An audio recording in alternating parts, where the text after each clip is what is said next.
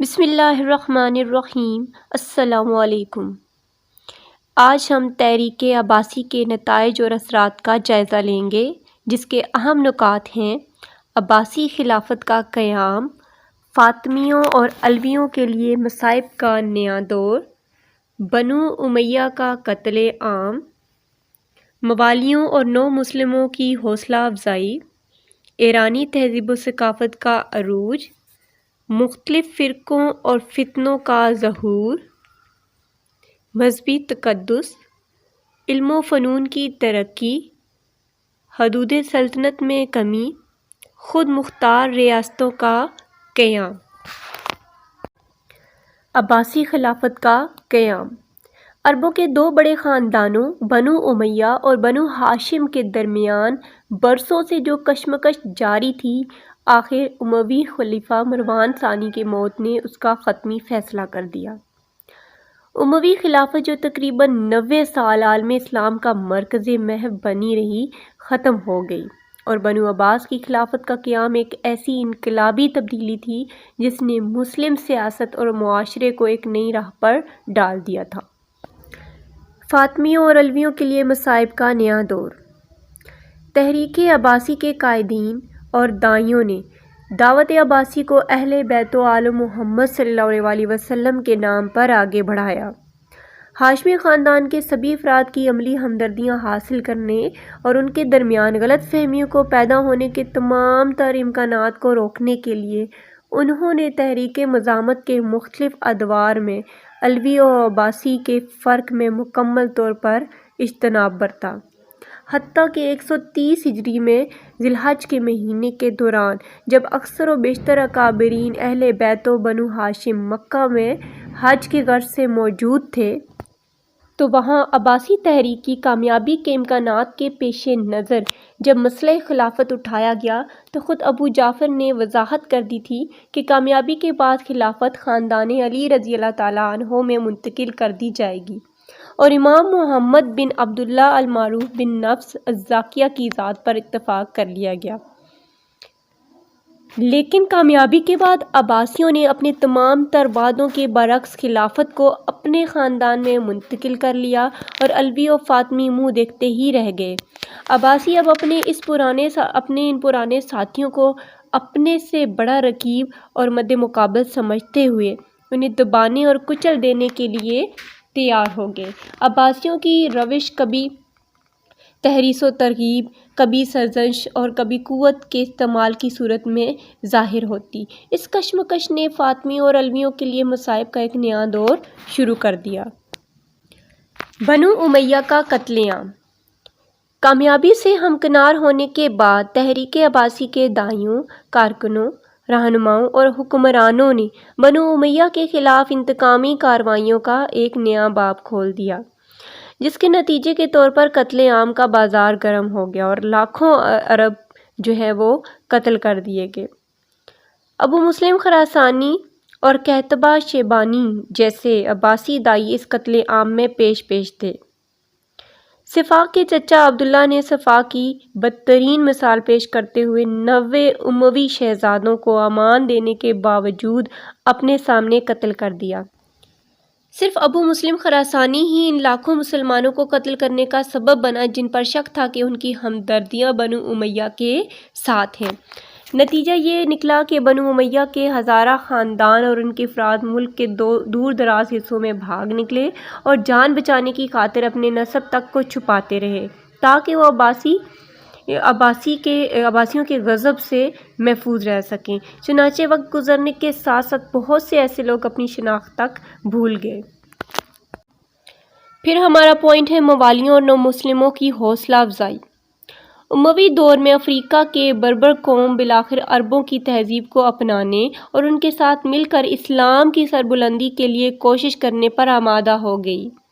چنانچہ طارق بن زیاد جب فاتح اندلس بنے، ان کے برعکس ایرانی اپنی سابقہ تاریخ پر فخر کرتے رہے اور عربوں اور اجمیوں کے درمیان مفاہمت کی کوئی صورت پیدا نہ ہو سکی۔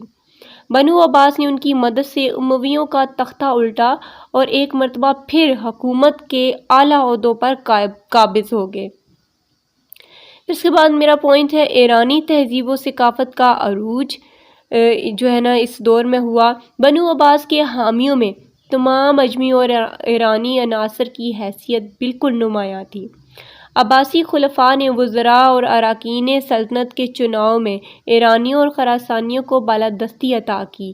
عباسیوں کا پہلا وزیر ابو سلمہ خلال ایرانی تھا اور یہ سلسلہ مستقل جاری رہا۔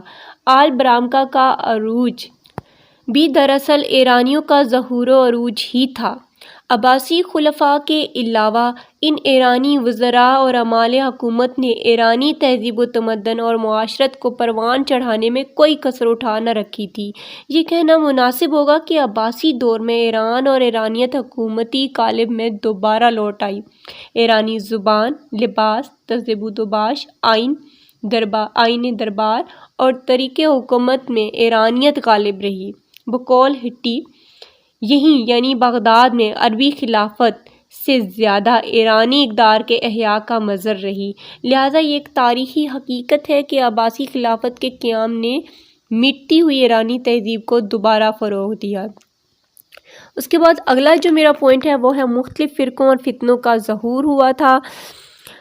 اموی دور خلافت میں مسلم معاشرہ میں اسلام کی ابتدائی سادگی، بدوی مزاج اور فکری ہم آہنگی کا رنگ غالب تھا۔ عباسی عہد میں ایرانی تہذیب و افکار کو غلبہ حاصل ہوا۔ قدیم ایرانی مذاہب کے زیر اثر کئی نئے فرقے پیدا ہوئے جن کے عقائد عام مسلمانوں سے مختلف تھے۔ یونانی فلسفہ نے بھی مسلمانوں کو بے یقینی اور تشکیک کی راہ پر ڈال دیا۔ فکری انتشار کی فضا میں معتزلہ جیسے نئے فرقے پیدا ہوئے جو بظاہر عقل کی برتری کے دعوے دار تھے، لیکن انہوں نے عقلی دلائل کی بجائے سرکاری اثر و رسوخ کا سہارا لیا اور بڑے بڑے پختہ عقیدے والے لوگ جو ہیں ان کے ظلم کا شکار ہوئے۔ امام مالک رحمۃ اللہ کو کوڑے لگوائے گئے، امام ابو حنیفہ رحمۃ اللہ کو شاہی عتاب کا شکار ہونا پڑا اور امام احمد بن حنبل رحمۃ اللہ کو شدید ایذائیں پہنچائی گئیں۔ ایران کے قدیم مذاہب کے زیر اثر مسلمانوں میں عجیب و غریب عقائد نے جنم لیا اور باطنی فرقے جو ہیں وہ پیدا ہوئے۔ نیکسٹ میرا پوائنٹ ہے مذہبی تقدس۔ بنو امیہ نے اپنے دور حکومت میں دین و دنیا کی تفریق کو روا رکھے بغیر اپنی حکومت کو مذہبی تقدس دینے سے گریز کیا، لیکن عباسیوں نے قرابت رسول صلی اللہ علیہ وسلم اور اہل بیت کے ناطہ سے امت کے سبھی طبقوں میں اپنے لیے سیاسی ہی نہیں مذہبی رہنما ہونے کے عقیدہ کو رواج دیا۔ یہ نظریہ عوام و خاص میں اس قدر مقبول ہوا کہ آخری عباسی خلفاء کی کمزوری کے باوجود کسی طاقتور سے طاقتور حکمران کو عباسی خلافت کے خاتمہ کی جرأت نہ ہوئی۔ اس تصور کے رواج پذیر ہونے کا ایک فائدہ بہرحال یہ ہوا کہ امت کی وحدت اور اسلام کی مرکزیت کا تصور مسلمانوں کے دل میں پختہ رہا۔ اس کے بعد میرا پوائنٹ ہے علوم و فنون کی ترقی۔ بنو امیہ کا عہد اسلامی تعلیمات اور عربی علوم و فنون کی ترقی تک محدود رہا۔ اس کا یہ فائدہ ہوا کہ اسلامی عقائد، تہذیبی روایات اور عربی تشخص اپنی حقیقی حالت میں تاریخ کا حصہ بن گیا۔ عباسی حکومت کی پشت پناہ اجمی و خراسانی عناصر تھے، اس لیے ان عناصر کے اشتراک کی بنا پر معاشرت اور فکر و نظر کی دنیا میں جہاں کچھ تبدیلی آئی، وہاں ایسے دینوی علوم مثلاً طب، ریاضی، کیمسٹری، فزکس یعنی طبیعیات اور فلسفہ، فنون لطیفہ اور موسیقی جیسے شعبہ علوم و فنون میں مسلمانوں نے ترقی کی نئی راہیں کھول کر انہیں عروج و کمال تک پہنچایا۔ یونانی، سریانی، ہندی وغیرہ سے کتب کے تراجم کے بعد نئی تالیفات و تصنیفات نے جنم لیا۔ اب میرا پوائنٹ ہے حدود سلطنت میں کمی۔ بنو امیہ کا دور فتوحات اور کامرانیوں کا دور تھا۔